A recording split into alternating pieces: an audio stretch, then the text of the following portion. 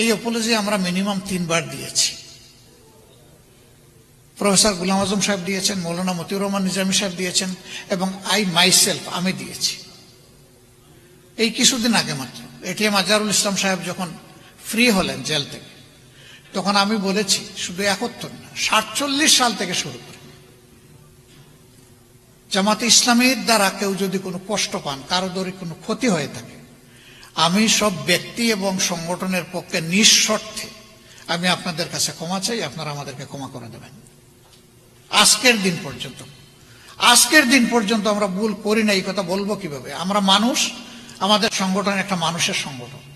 আমাদের 100টার মধ্যে 99টা ডিসিশন সঠিক, একটা তো বেঠিক হইতে পারে। সেই বেঠিক একটা ডিসিশনের জন্য আমার জাতির তো কোনো ক্ষতি হতে পারে।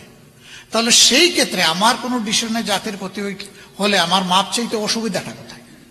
এখন মাপ চাওয়ার পরে বলে যে এই ল্যাঙ্গুয়েজ চাইলে হবে না, ওই ল্যাঙ্গুয়েজে চাইতে হবে। আরে বাবা, এই আরেক জমত লাগবে। বিনা শর্তে মাপ চাইলাম, কোনো শর্তও দিলাম না, তারপর আর বাকি থাকলো কোনটা, এটা তো বুঝি না।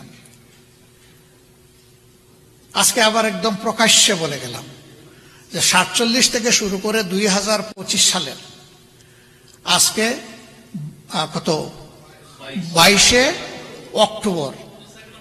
অক্টোবরে এখন কয়টা বাজে? এই যে এখানকার টাইম 8টা 11 মিনিট।